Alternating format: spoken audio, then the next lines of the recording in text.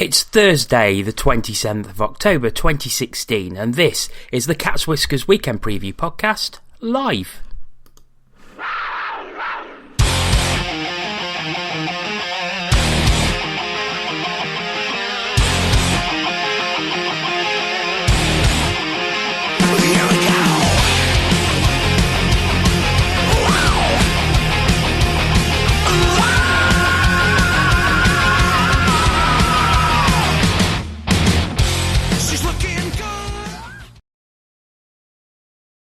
The Cat's Whiskers podcast. My name is Jono Bullard, and joining me this evening are Tina Taylor. Yay, I'm not in charge. Hello. And also not in charge is Aaron Lord. Good evening, Jono. Good evening, Tina. Good evening, and good evening to you thank you for listening. Coming up on tonight's podcast, we're going to be looking ahead to Panthers' upcoming games against the Edinburgh Capitals at the NIC on Saturday evening before they take on the Braehead Clan at the shopping centre on Sunday. We'll also be looking at the charity games, which raised some fantastic amounts for both Scott Matzka and Adam Calder, and also a certain Justin Bieber training with the Manchester Storm. We'll look at the DOPS reviews, EIHL Player of the Week, but first we're going to start with some Panthers news. Starting with the GB games against Norway. For those that don't know, the Great Britain will take on the Norway national side next Tuesday at the NIC and Wednesday at Ice Arena, Wales. 5 Panthers have been selected to play in the games. Ollie Betteridge, Robert Lakovic, Robert Farmer and David Clark will play in the Nottingham game on Tuesday. Steve Lee will play on Wednesday in Cardiff. Now, Tina, I'll start with you. Quite odd that they've actually named 2 completely different rosters for both games. Yeah, who knew we had that many available? I mean, that must have been an absolutely monumental organisational task. First of all, bravo for GB for putting that together. It's going to be interesting. I mean, I'm quite surprised actually because given that we are playing a top quality national side, we want. Obviously we want to see what talent GB has got available and how well they can do. But you would have thought that, we would have been, as usual, picking the sort of creme de la creme of GB to show ourselves off a little bit. But obviously this is, it's unless someone wants to correct me, they're just, they're exhibition games, they're sort of games that aren't going to count towards anything. So, why not give everybody a bit of a run out, I suppose. Aaron, it's good to see plenty of Panthers players in there, but as Tina says, who knew we had that many players, and it's good that Peter Russell gets a chance to see the available players in a proper game situation. Yeah, I think it is, and let's be honest, these 2 games are games that in previous season we've not had, from a GB point of view. They are extra games, so why not, delve a little bit deeper into the GB system and see what players can actually, hack it in a GB shirt. And you can't replicate, training, can you, and stuff. Games are very, very different, even if they are exhibition games, like Tina says. And the lucky people in Cardiff that get to travel down or live in Cardiff get to see Kel Tanaka in a GB shirt on Wednesday. So, everybody wins, don't they? They certainly do. If you want to go and watch the matches, there are tickets still available. As I said, NIC on Tuesday evening. I believe it's 7:30 face-off. Okay. Also, ticket prices for the next round of the Continental Cup in Odense have been announced. They will be £36 for all 6 games if you want to stand, £42 for sitting seats. Now, I believe that there's only about 1,000 seats available in the Odense Arena, so if you want to sit, you better be quick if you want to go over there. The schedule has also been announced. The Panthers will play the hosts Odense on Friday the 18th of November. That will be with a 7 p.m. face-off UK time. On Saturday, they play Angers of France with a 2 p.m. face-off. And then on Sunday, the 20th of November, they take on the favourites HC Donbass of the Ukraine. And that will be an 11 a.m. face-off. So, Aaron, what do you think of that schedule? I think it's pretty similar to the one in Hacker, isn't it? That's just gone by. The hosts at the start on the first game. And then really, if everything kind of goes to plan, come Sunday, it'll be the game where the winner kind of takes all. So, look, you've just got to go over there. It doesn't really matter what the schedule is, isn't it? You know what you've got to do before you even arrive in Denmark. And, fingers crossed that we can actually pull that out and progress. But no, I'm looking forward to it. It's going to be more of a challenge than the round that we've just been in, obviously. But it'll be interesting to see whether we can take that form that we used in the Continental Cup into this round coming up in a couple of weeks. Tina, Donbass of Ukraine are the favourites. However, they do play the hosts Odense on the Saturday with a 7 p.m. UK time face-off, and then have to be back on the ice at 11 a.m. the next morning to take on the Panthers. So that could benefit us in a way. Well, yeah, possibly. I mean, you may find yourself, I say yourself. You may the Ukrainians might find themselves being, a little bit tired from the game before, but I still, it's not going to be easy. I mean, they are professionals. I don't know what the Ukrainian schedule is like at the moment because I haven't got that far into my research, but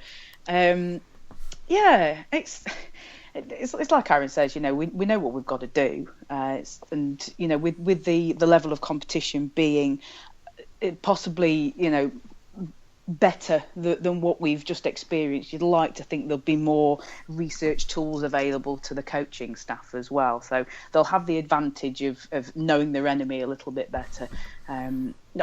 One thing I do just want to mention, I think Brexit's working out. Have you seen them ticket prices? That's brilliant.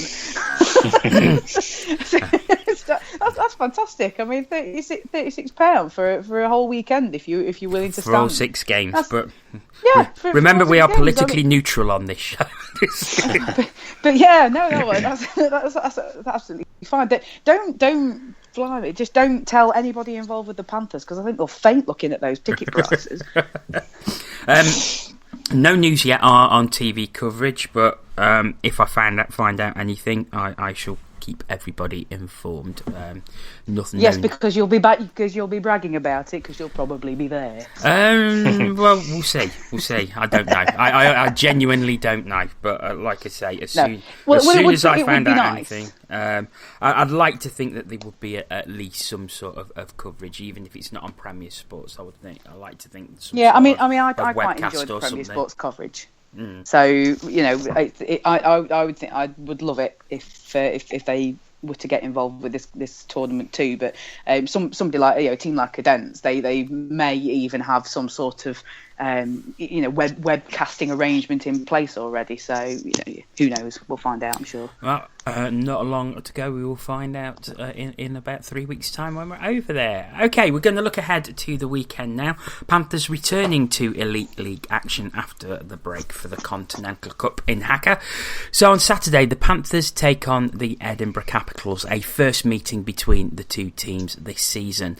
The Capitals come into the game with a league record of 1-3, lost 4, 20 goals for, and 24 goals against. Now, Aaron, they've started off very similar to how they were last season when they were quite impressive for the first half of the season.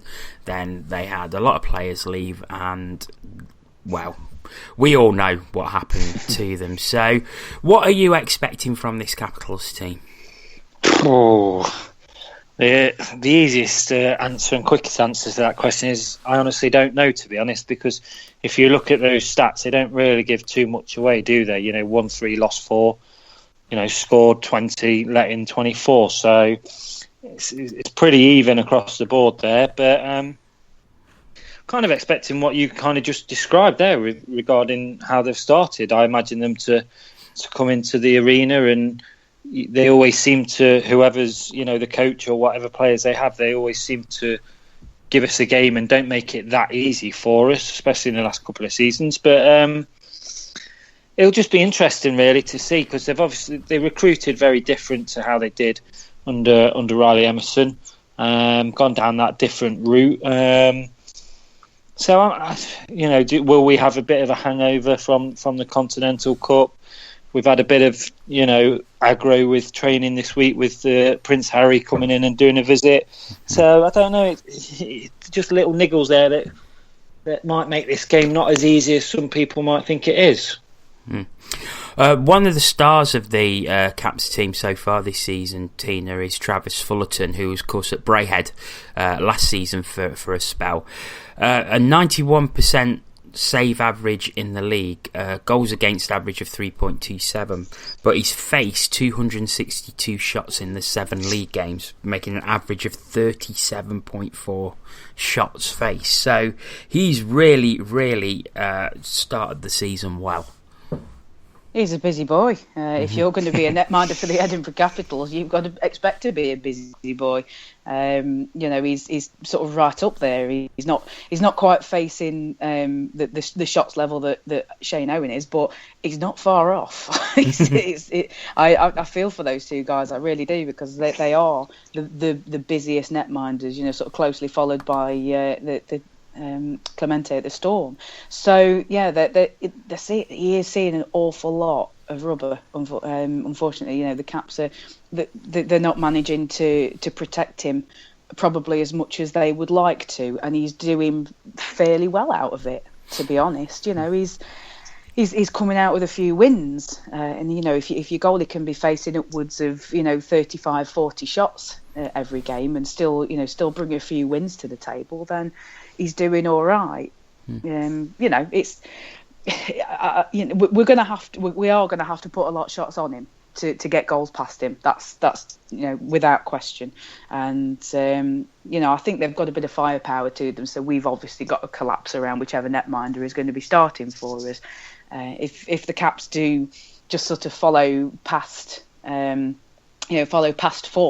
the last 10 times they've been to the NIC, they've only beat us once, and that was the game where Jordan Fox famously fell on the sword and said, "Sorry guys, that was all my fault," when it really clearly wasn't.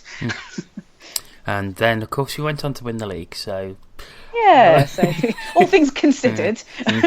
If you think about it, though, last season they played at a similar time, and that was, of course, when Ryan Hayes was very much in his pomp. Edinburgh took a 2-0 lead before Panthers came out and won 3-2 in overtime. So, Aaron, we really do have to watch this Capitals side, because they have given us a bloody nose in the past, and they've already given a few teams bloody noses this season. Oh yeah, I mean, if we go into that game underestimating it and thinking it's going to be a walk in the park, then we're going to get a slap in the face and we're going to get 0 points. And we've just had a weekend away from Elite League ice hockey, and our position in the league has changed. It's very, very tight. A lot of teams are on good runs and picking up wins in difficult matches when they might not be performing at their best. So it's imperative that we get the 2 points, whether they come via an 8-0 thrashing, or whether it comes via very hard fought 2-0 or something like that. It's just, I think it's games like this, and after the weekend that we've just had, it's just about getting the result. I'm not too fussed if it's a bit of a drab game, to be honest, as long as we do get the 2 points. Tina, Panthers are already saying that Stephen Schultz, albeit he is ahead of schedule in his recovery, he won't be available this weekend, and neither will Chris Lawrence. So Panthers still players down at the minute. Yeah, which, I mean, I don't know what the Capitals' injury situation is like. I haven't really heard anything coming from their camp with that sort of that sort of information. But yeah, I mean, we're sort of looking at the possibility of them actually having more skaters than us, depending on who they bring down with them. I mean, sometimes you can find when they come down on the midweek games that they're missing guys, because so some of them have got jobs to go to, unfortunately. So, but yeah, I mean, it's a Saturday. There's no excuse, and I think we could probably see a a Capitals team that's rolling more lines than we are. So we've got to be ready for that. We've got to be ready for having that thrown at us, really. Because Gerard Stahl, a lot was made of his signing in the summer, and he's come in and he's already on 7 points from 7 games, 4 goals, 3 assists. He's one of the standout players that we will have to watch, Aaron. Yep, I know a lot of people when he was signed, quite excited, obviously by his surname and what that means. But look, if he ends the season with a point per game, then he'll be a good player in the Elite League. So yeah, we'll have to keep an eye on him. But look, last season they were at the start. It was all about Ryan Hayes, but they still had other players that still did damage. So it's about the team, isn't it, as a whole, and just ensuring that we make them worry more about us than we actually do about them. But it's going to be tough because, like Tina just said as well, we are going to be more bodies down, and they could be rolling more lines than we are. So I think it's about being efficient. It's being about professional and getting the job done. And ideally, what you would like is to us to come out of the traps rather quickly. Sort of, if possible, I know it's a dream scenario, but put the game to bed as early as possible, because we've got a tough game on Sunday as well. But look, let's worry about Saturday first and getting those 2 points. Of course, if you've got any opinions on the games this weekend, you can get in touch with us while we are on air. We're on Twitter at CatsWhiskersTV and use the hashtag TCWLive. Beautifully set up there by Aaron, and of course on Sunday we do take on the Braehead Clan at the Braehead Arena. Braehead struggling at the moment. In 10 league games they've only won 3, lost 7, scored 25 goals and conceded 35. And they are currently sitting, believe it or not, in 8th place in the league with just 6 points from those 10 games. For comparison, Panthers have 13 from 8 games and Cardiff sit at the top with 15 from 9 games. Now, Tina, Braehead were considered one of the favourites for the league at the start of the season, as they often are. However, it has not started well for them in the slightest. No, it really has not. It is a tough time to be a Braehead Clan fan right now. I mean, I've got a couple of Clan fans who I follow, and it makes for miserable reading for them. I feel a little bit sorry because they have every year. Since the conference system was put in, it's Braehead's to lose. It's Braehead's to lose. They should be walking this, and they have to listen to that every summer, which it's I don't know if it's I want to say it's a little unfair. I mean, everybody's got their opinions on that, but yeah, the team just hasn't delivered on the expectations of even their own fans, never mind the fans of the rest of the Elite League. So it's been a little bit tough. Now, I haven't heard any sort of injury news coming out of the camp, but I know that over last weekend, Gary Russell had to take over in nets on the Saturday, and then on the Sunday he actually started the game. So I don't know if there is potentially a problem with their goalie, and if that's the case,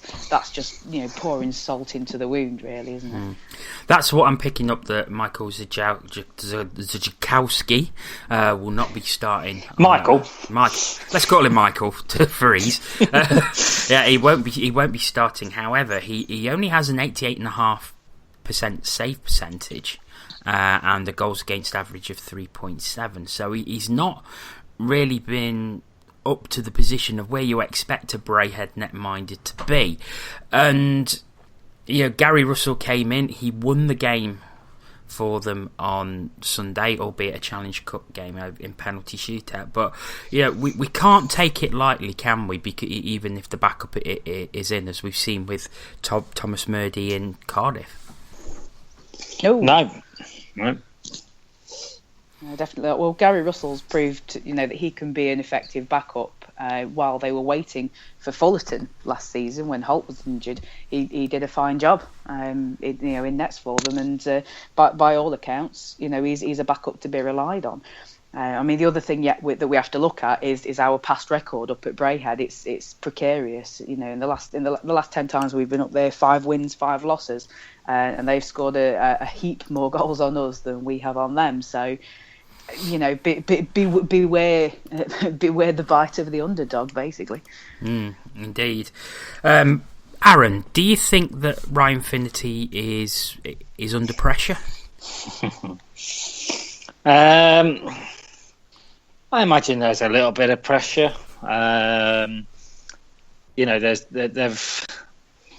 They've been very loyal to Finner over the years because they believe that he is the right man of where Braehead need to go to and be. I don't think look, they've got obviously Gareth Chalmers, as director of hockey operations, and we all know that they're owned by Neil Black, and we have to look that, they're not really trigger happy they're not a trigger happy owner, are they really, in our past history? But yeah, I imagine that, Finner's putting a bit of pressure on himself as well, because, he wants to succeed there and he wants to get it right for the club and for the fans. And I think for me, Clan season at the moment is kind of like that. It's like that car that keeps chuttering and, you're turning it over and then it goes and then it goes and then it goes and you think you're just going to drive off, into the sunset. But then, bang, as soon as you start driving, it claps out again and you've got to restart it all over again. It feels a bit of a stop-start kind of season. They obviously got rid of Jeff Ulmer. Is there going to be more players to go? You just don't know, do you? But the longer it kind of goes on this stuttery season, then, something's going to have to give, whether that is players or whether, it is at the coach. But it's still going to be a tough game. Look, you've got to travel up there. They'll love to beat us as much as we love to beat them. They've got a lot on with it being a Halloween game and stuff, so the atmosphere, I imagine, is going to be very good, very loud. All these things, maybe help Braehead out a little bit. So it's certainly going to be interesting, but we should go there, and try and take advantage of the fact that they've had a stuttery season so far and look to, twist that knife a little bit more.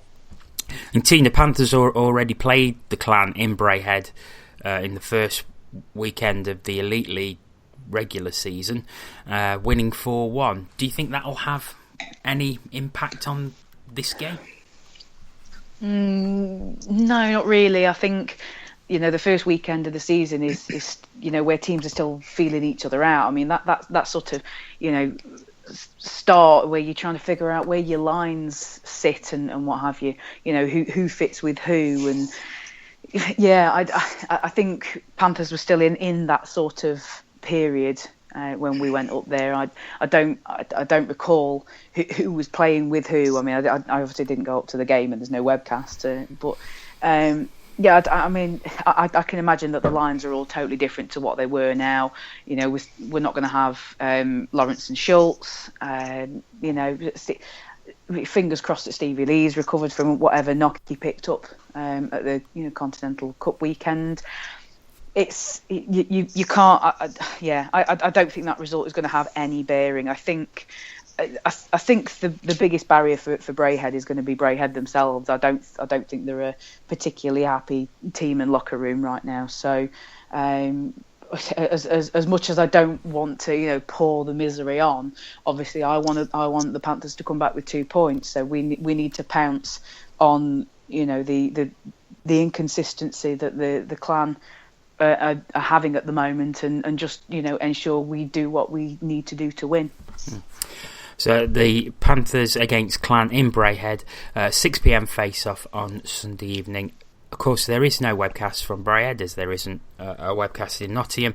However, look at NP Hockey Live on Twitter for live Twitter coverage. Okay, moving on to other news throughout the week, or 3 DOPS reviews this week. Five Flyers Rick Jackman, 2+10 checking from behind against Sheffield. Giants Jim Vandermeer, 2+10 checking to the head versus Coventry. And Braehead's Corey Cowick, 2+10 checking from behind against Dundee Stars. No further action from DOPS on those. And Aaron, after last week, I suppose that's probably quite a relief. Yeah. To be honest, I only saw the Jim Vandermeer one, and I didn't really think that was worth anything else. I know, our good friends at View from the Bridge did their slow mode and their hashtag You're the Ref to get everybody's opinions. But yeah, well, I imagine DOPS just want a bit of a weekend off, and so they're not talked about, but. I suppose that's good from the ref's point of view as well, because that means that they got the call right on the night. So, a quiet week from DOPS, and I think everybody will be a little bit relieved at that. Well, a quiet and an uncontroversial week from DOPS. I think we could all do with that for at least a little while. The Cardiff Devils backup netminder Thomas Murdy has been named the EIHL Player of the Week, coming in due to an injury to Ben Bounds, and has not lost a game since he came in. And there's often a lot said about backups when they come in, and I think some people say, well, it's the backup, you should easily pick 2 points from that. But this isn't the case these days. There's a lot of quality backups in the league, and Murdy just seems to be doing a great job for the Devils, Tina. Well, I mean, you just got to sort of look where he's come from. He's come from a team that's had him playing regular minutes, and you can't underestimate that. I imagine it's part of the reason why Corey Nielsen will send young players to EPL teams, so that they log the minutes. It's about getting the game time, and having in terms of the netminders, certainly it's about facing the shots, the variety of shots, and being the last line of defence for a team. But what Murdy has done, he seems to be very effectively making the step up from the EPL level up to the Elite League level. He's doing a very fine job in the absence of Ben Bounds. And one thing I would just say about that, obviously with Bounds being injured, that's a bit of a worry in terms of GB, because you've got to be looking at Bounds coming up to possibly taking over the number 1 spot for GB. So whatever is troubling him, we would like to think from a GB perspective that he'll be back as soon as possible, and he'll be fully fit, and we can look after him a little bit. Yeah. Big news from Tuesday night, when out of the blue it came that Justin Bieber, the bit of a diva pop star, if we're honest, was training with the Manchester Storm. An absolutely incredible news story, a massive PR coup for the Storm. They tweeted it out with Bieber looking absolutely delighted to be there on the team photo. Oh yeah, didn't he just? Currently, that Manchester Storm tweet has 13.4 thousand retweets and 28,000 likes on Twitter. Just incredible. Aaron, you've got to take your hat off to the Storm again. Well, I'm sick of doing it, to be honest, but I mean, yeah, probably the best bit of PR the Elite League has seen, I think. I've, on my Twitter timeline, when I've been looking at it, you just see, Manchester Storm retweeted, and it's either a Canadian, hockey blog or news channel, or it's an American news channel, sports network, etc., all, Bieber plays ice hockey in Manchester. I mean, look, I think the best thing I can really say about it all is, Aaron Murphy tweeted something the other day about it, and he just said that, Neil Russell gets it. He understands it. He knows what's needed, and he's prepared to put the work in to get the results. And, it's just, It's just really, really good work. It's hard. I imagine it's hard work, but it's great PR work for them. I mean, 13.4 thousand retweets. I mean, how long will that take to, if you didn't have that, over a season? How many retweets? I imagine that, like the Panthers get, probably nowhere near that, and they've got that with one photo. And let's be honest. I mean, it's good from Bieber's point of view, because he could have easily, turned up to the Storm shelter and thought, "What a dive this is! Why have I come here?" But he obviously enjoys his ice hockey. So yeah, just really good work, and I doff my hat once again to the Manchester Storm and Mr. Russell. Tina, you're disappointed that nobody took the opportunity to cream them mardy little git into the boards? What do you mean? I'm not a fan, as you probably. No, because I think that the PR outcry from that would have been possibly worse than the whole Joe Grimaldi throwing a helmet into the face of Max Perron. It was good. I can't say any more than Aaron said about it in terms of it, being good PR for the Elite League and for the Manchester Storm. It's good. It's good to see. It's good to see some positive stuff coming, even if we're all having a good chuckle about it, which some of us are. That's Beaver. Really? We had Michael Bublé a few years ago. I mean, we certainly did. Yeah. We had Mr. Christmas himself. In fact, he's going to come out of hibernation soon, isn't he?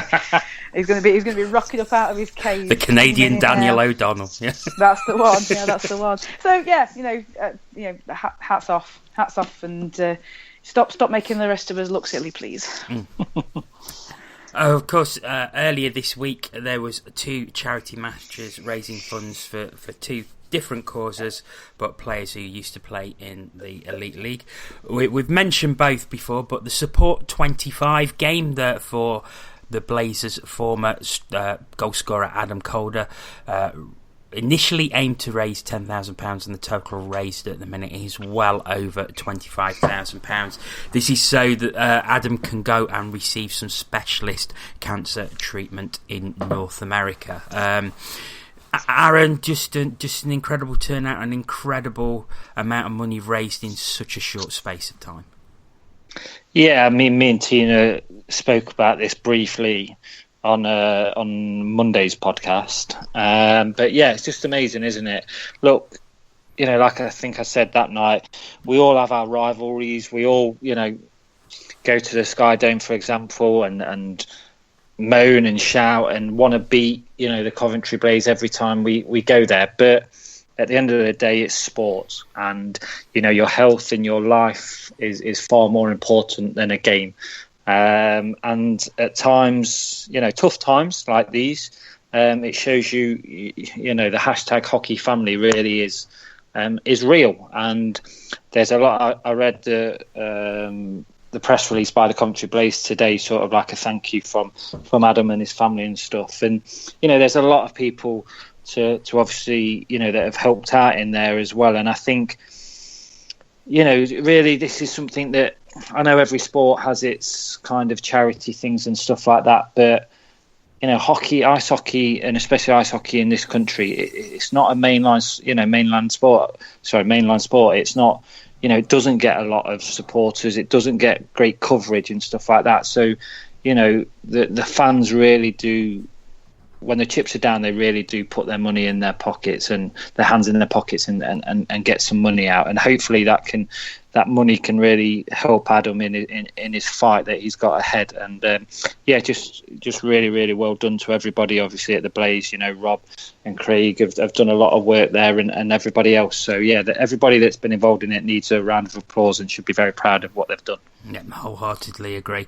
In Cardiff on Tuesday night, over 2,000 people turned out for the Matchka, a benefit game for Scott Matzka, their former player who has motor neuron disease. Again, I've seen incredible amounts announced. I think something over £65,000 has been raised just through various efforts, which is a phenomenal amount of money. And again, Tina, like Aaron was just saying, it just goes to show the generosity that is out there. Yep, it's something you can, you continue to be humbled by. Looking around at what everybody in the Elite League is willing to do, to help one of their own, Scott obviously brought a lot of joy to the Cardiff Devils fans during his time in the Bay, and this is just. I think you do sort of feel like you make an emotional connection to certain players. If you've got players who play at your club and they've either been with you for a long time or they made an impact on you, they made an impact on the team, which made you remember them very fondly. I think you feel like you do have that sort of personal connection, and you want to help. I think with in comparing the two, not that I want to compare the severity. I mean, obviously Adam Calder has an opportunity. He has a chance that he may get better. I mean, Scott Matzka's outlook is infinitely more bleak, but this will obviously help his family to get through that, get through the financial hardship that comes with looking after somebody with that disease. So it's brilliant. It's absolutely brilliant. And, hats off to every single person for every single pound that has been donated to both causes. Of course, you can get the It's My Turn t-shirt from Cardiff Devils. They are only £10 and they are very good quality. I can say that from personal experience. I can highly recommend them. Very nice t-shirt. One final appeal that we've got. If you may remember, a couple of weeks ago we had Simon Kitchen on when we was looking forward to the Panthers Belfast game, and he was talking about young Blake Mahohi, who he will be 9 years old on Monday. So at Blake's Wheels on Twitter, if you remember, he was a VIP guest at the Steelers Belfast game a few weeks ago. So Blake is 9 years old on Monday the 31st of October, and there's an appeal from his mum on Facebook. It said he can't read and she's asking everyone to send Blake a video birthday message so he can watch them.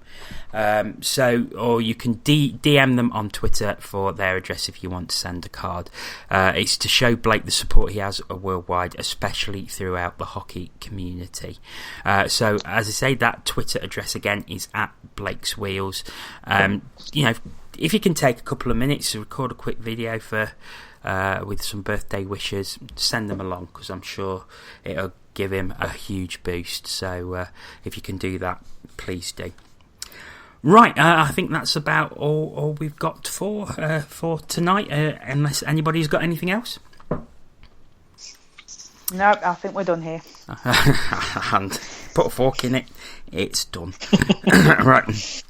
Just a couple of things. We will be back on Monday, looking back on the games from this weekend. We're also hoping to speak to Ryan Finity as well, looking back on Sunday's game. TCW will be back on Wednesday night, so if you've got any questions for that, please send them through. We've had a couple through already while it's been having its little break, so they will be added to the agenda for Wednesday. But at Cats Whiskers TV, use the hashtag AskTCW or Facebook The Cage, or send us an email, tcwonlinetv@gmail.com. And then, of course, our weekend preview podcast will be in the same time next Thursday. So that's all that's left to say is thank you very much to you for listening, and thank you very much to Aaron Lord. Absolute pleasure. See you at the weekend, guys. And also to Tina Taylor. Fun. TTFN. Okay. So we'll hope you're back listening on Monday. Until then, have a great weekend, and we'll see you then. Bye bye.